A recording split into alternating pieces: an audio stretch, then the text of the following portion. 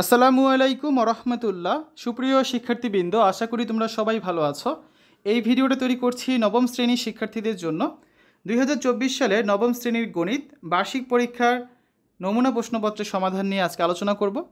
এই নমুনা প্রশ্নপত্রটি তোমাদের এনসিটিভি থেকে দেওয়া হয়েছে, যার আলোকে তোমাদের বার্ষিক পরীক্ষা অনুষ্ঠিত হবে এবং তোমাদের বিদ্যালয়ের শিক্ষকেরা কিন্তু বা পরীক্ষার প্রশ্ন তৈরি করবেন। সো এবার কিন্তু বোর্ড থেকে কোনো প্রশ্ন দেওয়া হচ্ছে না, আগে থেকে প্রশ্ন পেয়ে যাওয়ারও কোনো উপায় নেই। বেশি বেশি করে প্র্যাকটিস করতে হবে। যে সিলেবাস দেওয়া হয়েছে, সিলেবাসের প্রত্যেকটা অধ্যায়ের সমাধান আমাদের চ্যানেলে দেওয়া আছে, তোমরা সেখান থেকে দেখে নেবে। তো আমরা হচ্ছে নমুনা প্রশ্নের সমাধানমূলক ভিডিও তৈরি করছি। আমরা গত পর্বে প্রথম পর্বে হচ্ছে এখানে তোমাদের 15টা এমসিকিউ ছিল। এই 15টা এমসিকিউ প্রত্যেকটাকে এবার ভেঙে ভেঙে বুঝিয়ে বুঝিয়ে তোমাদের করে দিয়েছে এখানে, ঠিক আছে? যাই তোমরা এই ধরনের প্রশ্ন আসলে পরীক্ষা কীভাবে অ্যান্সার করতে হবে, কীভাবে সঠিক উত্তর বুঝতে তোমরা খুঁজে বের করতে পারবে, যাতে সেটা বুঝতে পারো, সেই জন্য এই ভিডিওগুলো তৈরি করা। আমরা আজকের এই ভিডিওতে আলোচনা করব তোমাদের হচ্ছে এক কথায় উত্তর দাও এরকম 10টা প্রশ্ন রয়েছে। এই 10টা প্রশ্নের সমাধান নিয়ে এগুলো আমরা ডিটেলসে তোমাদের এখানে ভেঙে ভেঙে অঙ্কগুলো করে দিব, ঠিক আছে? তো শিক্ষার্থীরা, আমরা হচ্ছে বাকি যে সমাধানগুলো বাকি থাকবে সেগুলো খুব শীঘ্রই দিয়ে দিব। তার পরবর্তীতে আমরা প্রতিটা অধ্যায় থেকে সাজেশন আকারে কিছু প্রশ্ন তোমাদের দিব, সেগুলো প্র্যাকটিস করবে। আশা করা যায় ভালোভাবে পরীক্ষা দিতে পারবে। চলো শুরু করা যাক আজকের আলোচনা। 16 নম্বর প্রশ্নটা হচ্ছে লগ 5 ভিত্তিক 125 ইকুয়াল কত? এখন আমাদের এটা আগেরটা হচ্ছে কি, এই 125 যেটা রয়েছে এটাকে হচ্ছে 5 পাওয়ার কিছু বানাতে হবে। তাহলে 5 আমরা 1 লিখতে পারবো। কথাটা যারা বুঝে নেয় তারা দেখো, আমি এখানে করে দেখাই। লগ 5 ভিত্তিক 125 এটা আমাদের ছিল। এর বদলে আমরা কী লিখতে পারি? লগ 5 ভিত্তিক 125কে কী লেখা যায়? 5 কিউব লেখা যায় না? 5 স্কোয়ার মানে 25। 25কে আবার 5 দ্বারা গুণ করলে কত হচ্ছে? 125। এখন দেখো, এটার বদলে আমরা কী লিখতে পারি? সমান এই 3 পাওয়ারটাকে আগে নিয়ে আসতে পারি। বাকি থাকে কত? লগ 5 ভিত্তিক হচ্ছে 5 সমান কী লেখা যায় জানো? 3 × 1, তার মানে কত? 3। এখন এটার বদলে 1 কীভাবে লিখলাম? আমরা জানি যে লগ এ ভিত্তিক এ সমান হচ্ছে 1। এখন এখানে 5 ভিত্তিক 5 দুটো তো সমান, এর বদলে 1 লেখা যায়। তাহলে 3 × 1, তাহলে আমাদের অ্যান্সার কত? এটা সমান আমরা কত লিখতে পারি? 3। এটাই হচ্ছে আমাদের অ্যান্সার। ক্লিয়ার? আসো তার পরের প্রশ্নে যাই আমরা। 17 নম্বরটা লগ 2 ভিত্তিক 2 স্কোয়ার প্লাস লগ 3 ভিত্তিক 3 স্কোয়ার সমান কত? এই যে আগের অঙ্কটার মতোই, এটাও খুব সহজ। তাহলে আমরা কী লিখতে পারি এর বদলে? সমান এই যে উপরের 2টা ইস পাওয়ার যেটা আছে আগে নিয়ে আসলাম, তো বাকি থাকে কত? লগ 2 ভিত্তিক 2 প্লাস এই 3টাকে আগে নিয়ে আসলাম, বাকি থাকে কত? 3 লগ 3 ভিত্তিক 3 সমান, দেখো আমরা কী লিখতে পারি? 2 × 1 প্লাস 3 × 1। ওই যে একটু আগে যেটা লিখলাম সেটাই। লগ এ ভিত্তিক এ মানে কত? 1। তার মানে লগ 2 ভিত্তিক 2 মানে 1, লগ 3 ভিত্তিক 3 মানে 1। তাহলে 2 আর 3 যোগ করলে কত হচ্ছে? 5। তাহলে আমাদের অ্যান্সারটা কত হবে? এটা সমান হচ্ছে অ্যান্সার 5। ওকে, আমরা 17 নাম্বারটা করলাম। তারপরে প্রশ্ন দেখো 18 নাম্বার। tan থিটা সমান √3 হলে sin থিটা sec থিটা সমান কত? এখন দেখো, আমরা অনেকগুলো আমরা হচ্ছে সম্পর্ক জানি। তাহলে এখান থেকে আমরা কী লিখতে পারি?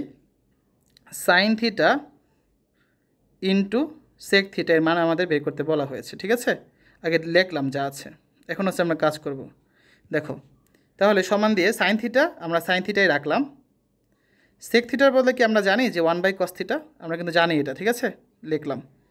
তার মানে আমরা এখন কী লিখতে পারছি? যে sin থিটা ভাগ হচ্ছে কত?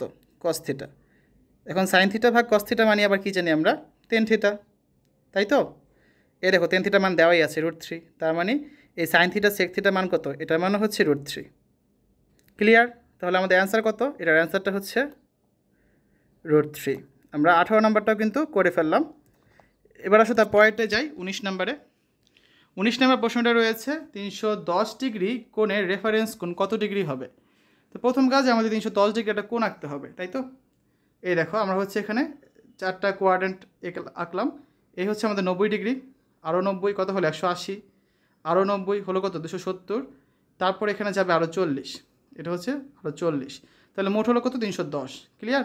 আমরা জানি মোট হয় কত? পুরোটা একবার ঘুরে আসলে 360। তাহলে বাকি আছে কত? বাকি আছে 50 ডিগ্রি। এই যে 50 ডিগ্রি যেটা রয়েছে, এই 50 ডিগ্রি হচ্ছে কি 310 ডিগ্রি কোণের রেফারেন্স কোণ। তাহলে উত্তরটা কত হবে আমাদের? উত্তর হবে 50 ডিগ্রি। উত্তর হচ্ছে কত আমাদের? 50 ডিগ্রি, ঠিক আছে? এরপর দেখো আমরা 19 নাম্বারটা সমাধান করে ফেললাম, আমাদের এখন আরও 6টা প্রশ্ন বাকি আছে।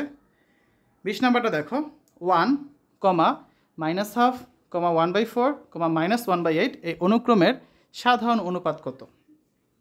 সাধারণ অনুপাত আর সমান আমরা কি জানি, দ্বিতীয় পদ ভাগ হচ্ছে প্রথম পদ। দ্বিতীয় পদ কত আছে, হাফ ভাগ হচ্ছে 1। আবার কি করা যায়, তৃতীয় পদ ভাগ দ্বিতীয় পদ, তার মানে কি লেখা যায় 1/4 ভাগ হচ্ছে -1/2।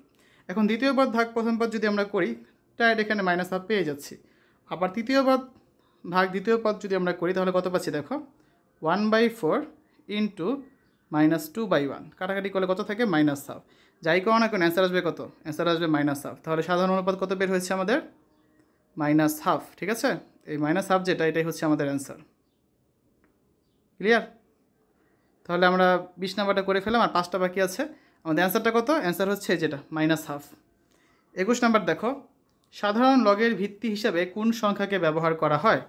সাধারণ লগের ভিত্তি হিসাবে 10কে ব্যবহার করা হয়, 10। তারপর 22 নাম্বার প্রশ্ন দেখো 60 + x ডিগ্রি কোণের সম্পূরক কোণ কত ডিগ্রি? এটা একটু বুঝতে হবে তোমাদের। আমরা জানি 180 ডিগ্রি যদি কোণ হয় আমাদের, সেক্ষেত্রে একটা ত্রিভুজের ক্ষেত্রে একটা কোণ, এখানে ত্রিভুজ না, তুমি যে কোনো হচ্ছে একটা রশ্মি যদি কল্পনা করো, তাহলে মনে করো একটা কোণ আছে এটা, তাহলে অপর কোণটা কত হবে যদি আমাদের সেটা জিজ্ঞাসা করা হয়, তাহলে আমরা কত বলবো?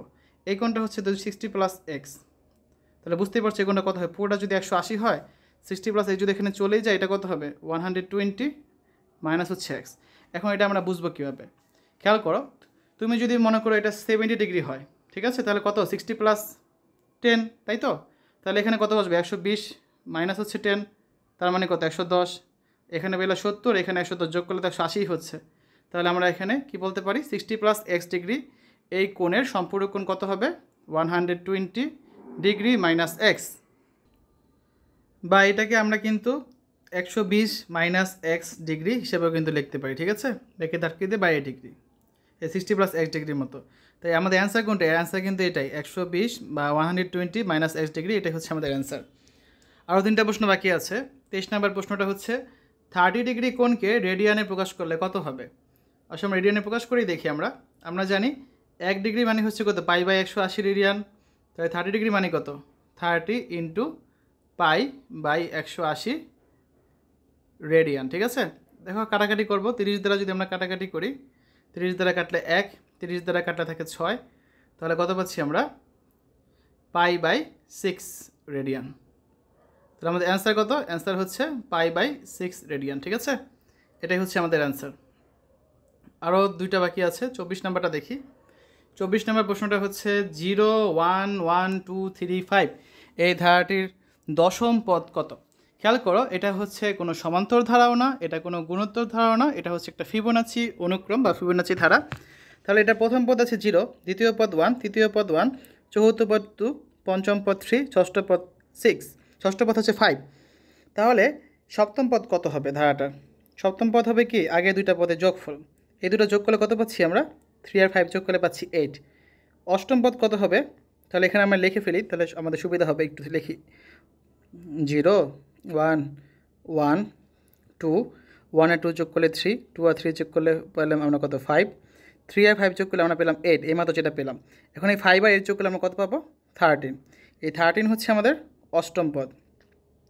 ধারাটির নবম পদ কত হবে, এই 8 আর 13 যোগ করবো, তাহলে কত হচ্ছে 21, নবম পদ হবে 21। আমাদের লাগবে কততম পদ, আমাদের লাগবে দশম পদ। এই 13 আর 21 যোগ করলে কত হচ্ছে 34। ঠিক আছে, তাহলে 34 যেটা, এটাই হচ্ছে আমাদের অ্যান্সার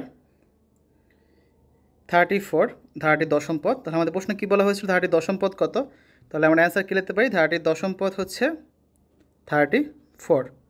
তোমাদের বইয়ে যে অ্যান্সারটা দেওয়া আছে, বইয়ে মানে তোমার নমুনা প্রশ্নপত্র, সেখানে 34 ডিগ্রি লেখা, এর সাথে ডিগ্রি হবে না, অ্যান্সার হচ্ছে 34। সর্বশেষ প্রশ্নটা দেখো 25 number, Sn = a⁻r−r⁻n−1 / r−1 সূত্রটিতে r দ্বারা কী বোঝায়? এটা হচ্ছে গুণোত্তর ধারা সমষ্টি সূত্র, যেখানে r দ্বারা বোঝাচ্ছে সাধারণ অনুপাত। শিক্ষার্থীরা, এই হচ্ছে আজকে আলোচনা। আমরা আগামী ক্লাসে খ বিভাগে যে প্রশ্নগুলো রয়েছে, সংক্ষিপ্ত প্রশ্ন, মোট 13টা প্রশ্ন থাকবে, 2 করে 26 নাম্বার, এই 13টা প্রশ্ন আলোচনা করব আগামী পর্বে, এবং ধীরে ধীরে আমরা সম্পূর্ণ নমুনা প্রশ্নের সমাধানটা কিন্তু তোমাদের করে দিব, ঠিক আছে? এর পরবর্তীতে আমরা সাজেশন আকারে প্রতিটা অধ্যায় থেকে কিছু প্রশ্ন নিয়ে আলোচনা করবো, সেগুলো তোমরা অবশ্যই দেখবে। শিক্ষার্থীরা তোমরা যারা এখনও বইয়ের সমাধানগুলো করোনি তারা আমাদের চ্যানেলে প্লেলিস্ট থেকে দেখে নিতে পারো। অধ্যায় ভিত্তিক কিন্তু সেখানে প্রতিটা পৃষ্ঠার সমাধান করে দেওয়া রয়েছে। আজকে আলোচনা করেছি এক কথায় উত্তর নিয়ে। গত পর্বে দেখেছিলাম বহু নির্বাচনী প্রশ্ন, নৈর্ব্যক্তিক অংশ শেষ। আমরা আগামী ক্লাস থেকে বাকি অংশগুলো নিয়ে আলোচনা করব। আশা করি তোমাদের কাছে ভিডিওগুলো ভালো লেগেছে। পরবর্তী ভিডিওগুলো দেখার আমন্ত্রণ জানিয়ে আজ এখানে বিদায় নিচ্ছি। আল্লাহ হাফেজ।